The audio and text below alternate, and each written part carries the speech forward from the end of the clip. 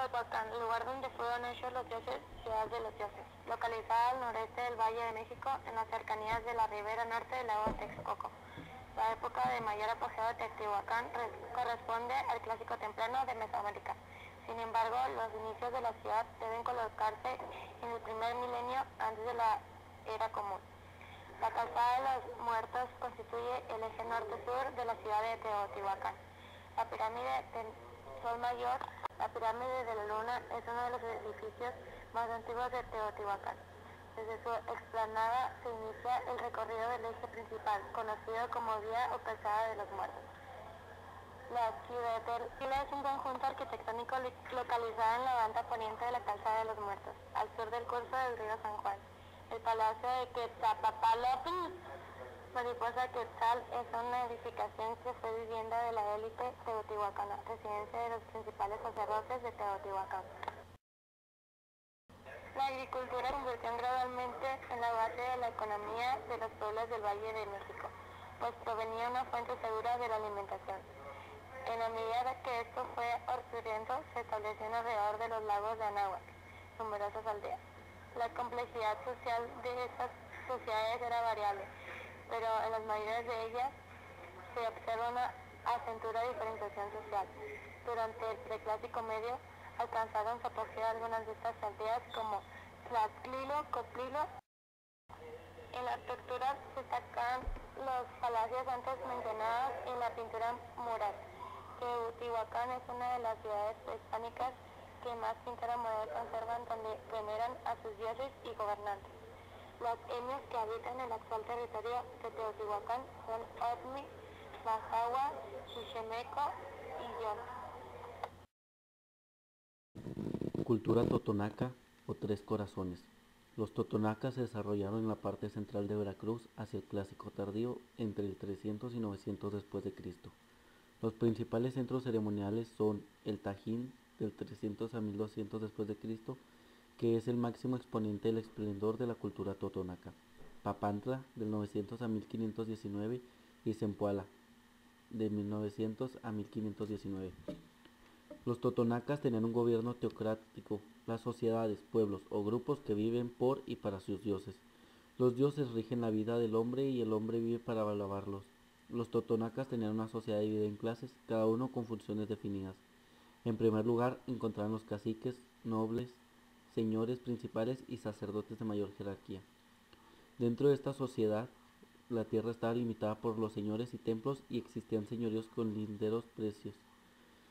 Los sacerdotes intervenían en el gobierno y se formaban ligas y confederaciones entre varios pueblos para la defensa de sus territorios. Los totonacas practicaban en sus cultivos el sistema de milpa y posteriormente la irrigación artificial. Sembraron maíz, calabaza, chile, jitomate, etc. con la ayuda de implementos y piedras. Esta cultura destaca por la cerámica muy variada, la escultura en piedra, la arquitectura monumental y avanzada concepción urbanística de las ciudades. La cultura que actualmente habita el territorio donde alguna vez se asentaron los totonacas es una rama de la etnia Tzeltal.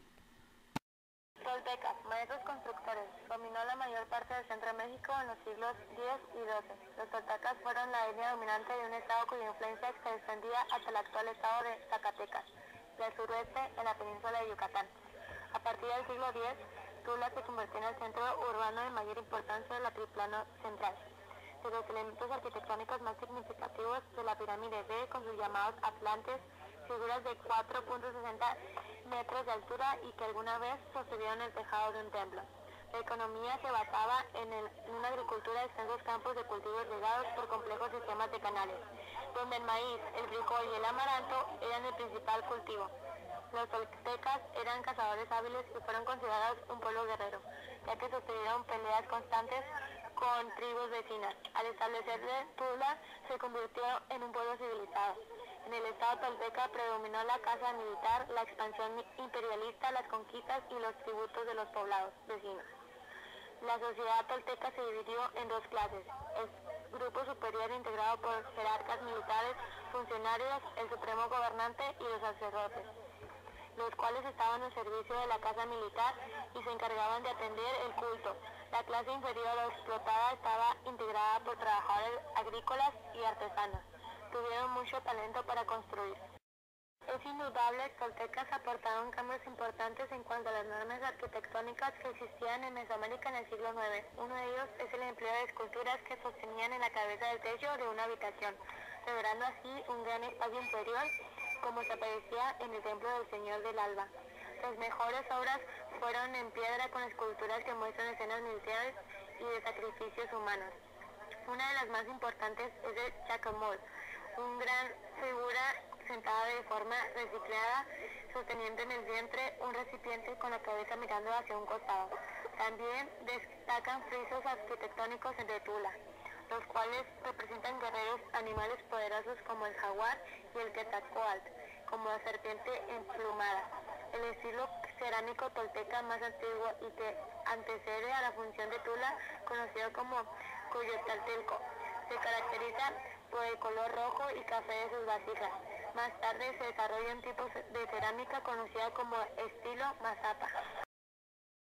Paquimé es el centro ceremonial de la cultura Casas Grandes.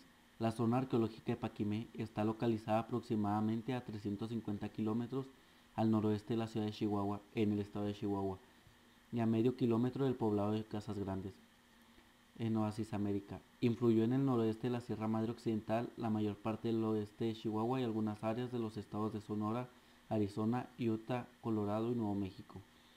Alrededor del año 700, durante el Clásico Tardío, se dio inicio a la cultura paquimé en la región con la introducción de la agricultura y construcción de pequeñas casas de adobe semisubterráneas con puertas en forma de T, construidas a la orilla de los ríos Piedras Verdes, San Pedro y San Miguel.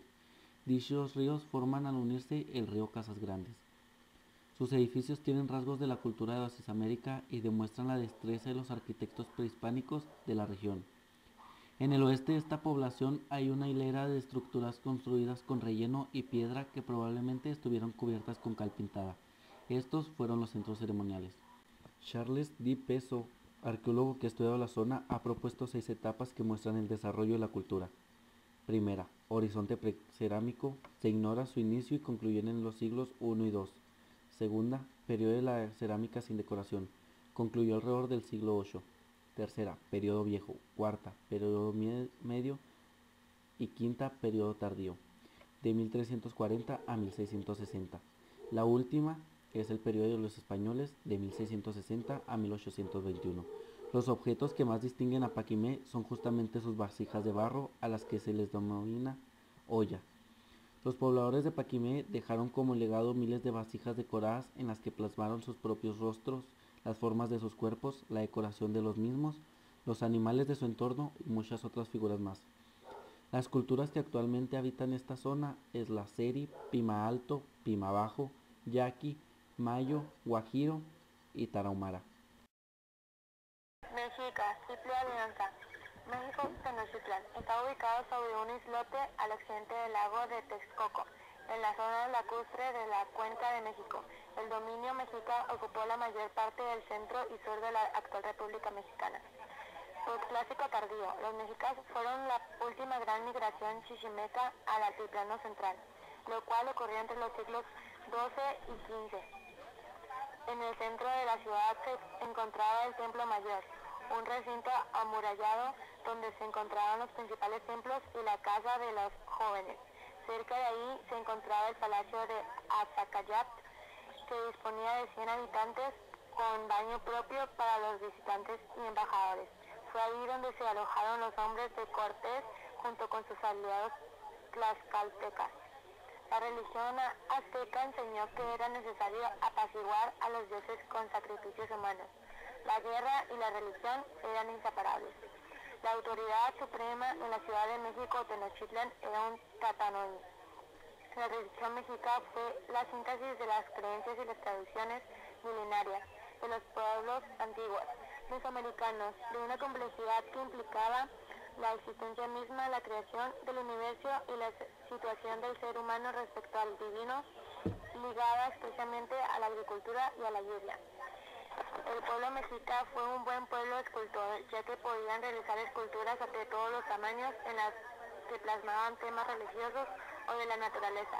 Captaban la existencia de que querían representar y luego realizaban sus obras con todo detalle.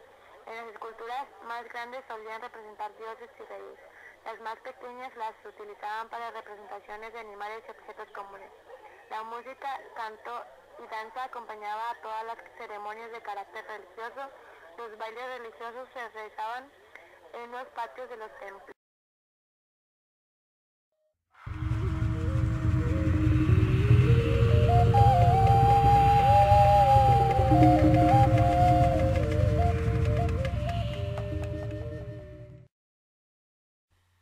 Como todo grupo social, cualquier etnia se ve orgullosa y fortalecida por su propia cultura, con lengua materna que la hace única. Su vestimenta tradicional, con llamativos bordados multicolores con formas florales, sus fiestas tradicionales, que suceden prácticamente todo el año con diferentes santos patronos. La lucha de los indígenas busca proteger sus tradiciones de la pobreza en la que viven y que ha obligado a muchos de ellos a abandonar su tierra, incluso su país, en busca de oportunidades. Los otomíes, por ejemplo, es un pueblo indígena que habita en 14 de los 121 municipios del Estado de México. Lucha por mantener vivas las tradiciones que les han sido transmitidas por sus antepasados.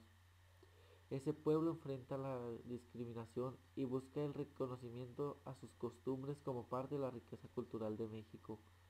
Desde el gobierno de Lázaro Cárdenas, los grupos indígenas han tenido mayor aceptación a la sociedad y se le ha abierto la puerta de sus derechos. Pero aún así, ellos siguen siendo discriminados y en casos muy graves, explotados o encarcelados injustamente. La vida del indígena día a día es más difícil. El ver cómo sus tradiciones se acaban por gente como tú o como yo, que solo sabemos señalar en lugar de aprender de su grandeza y sabiduría. Ellos no dañan a nadie, por el contrario, ayudan a este país con sus costumbres y artesanías que alguna ha de haber en tu casa. Mexicanos, este es un llamado para que abramos muy grandes los ojos y el alma y aprendamos a ver lo que nos rodea, querer y comprender, para no caer en ese horrible hábito que es la discriminación contra los que nada malo hacen. Ellos solo quieren conservar sus tradiciones, nuestras tradiciones, esas que nos conciernen por herencia sanguínea.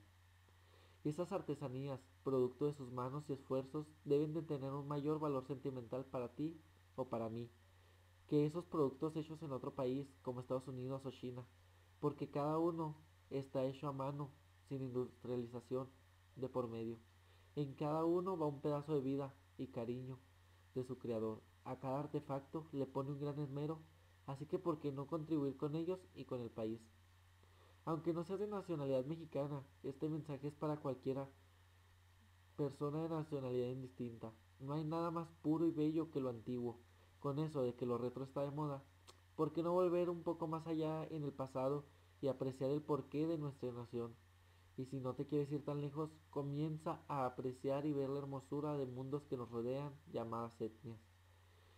Degustemos la vista con sus trajes típicos de colores, formas y tonalidades distintas, sus costumbres que van desde el típico Día de Muertos hasta el Día de la Candelaria. No sé si te hayas percatado de que compartes más con ellos de lo que te imaginas.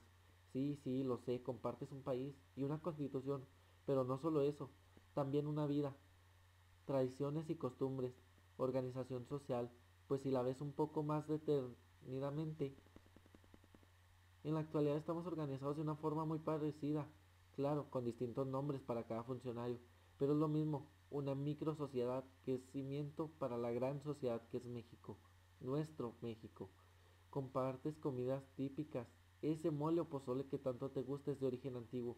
Piénsalo, analízalo y atrévete a ver desde otro punto de vista.